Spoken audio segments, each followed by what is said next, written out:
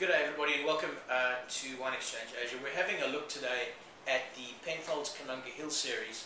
Now this is the one we all know and love, which comes out every single year. But it probably is fair comment to say that the Koonunga Hill is the entry level or the baby brother of all the Penfolds range.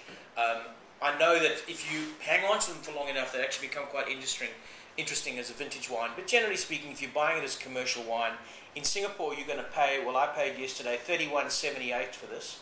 I know that if you hunt around, there are specials from time to time as low as $28.90, but you've got to look around for it. So we're going to look at that. But what we're going to also look at today, which is quite interesting, is their new, or relatively new, premium version of Koonunga Hill. What this is, it's called the 76, which is paying homage to the first year that Koonunga Hill was made. They started this in 2006, and 2007 was particularly special, as much as James Halliday gave it a rating of 94 points. So what we're going to do today is just look at the two and come to an understanding of whether the special price on this is actually worth the extra bucks. So the first thing we're going to do is look at the color. You'll see here, it's probably a little difficult to do it on video, but the density of color in the 76 is markedly more. Let's try doing it this way. There really is a major difference in color, and that of course is giving us hints of quality, hints of depth and texture, etc.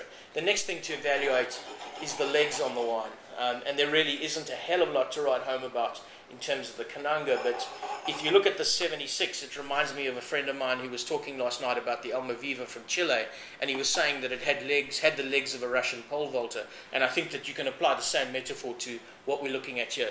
This really is quite exceptional the way it's hugging the glass. Again, an indication of potential for quality.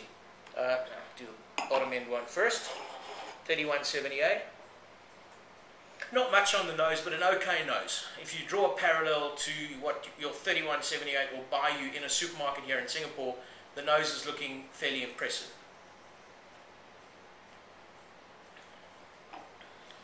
Coming up short, a lot of chalky tannin. Again, not an unpleasant wine, and an okay wine to consume, but not really something we want to get too involved in as a product. I don't see much cellaring, although there is good texture in the wine. It's not a bad wine. And going to the Koonunga Hill 78, yeah, I'm getting a granite-y, pencil lead shavings kind of thing on top of that same classic dark fruit, but in a more pronounced way. So I'm quite excited about what this is going to give us when we actually taste it. Clearly on the nose, this is getting big points.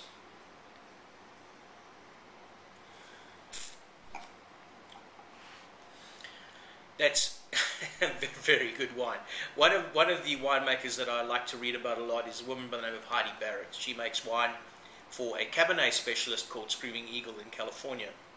And her notation on wines is to give 2 points to the front palate, 2 to the mid, 2 to the back palate. And I would say this wine gets all 6 points. There's no question about it. It's sweet, full, luscious on the front palate where it should be. The mid palate is busy. There's a lot going on, there's a lot of flavor, and again, reaching way above its class. And then there's the question of length. I can taste this wine still at the back of my palate after having swallowed it maybe 15 or 30 seconds ago. So I'm incredibly excited about the difference in quality. I think what's going to be more exciting for the database on this question is that for the people who didn't buy the 07 of the 76, we're going to be offering this at $35 a bottle and $32 if you buy it by the case. So effectively, if you're picking this up by the case, you can be paying what you're expected to pay for the entry-level wine.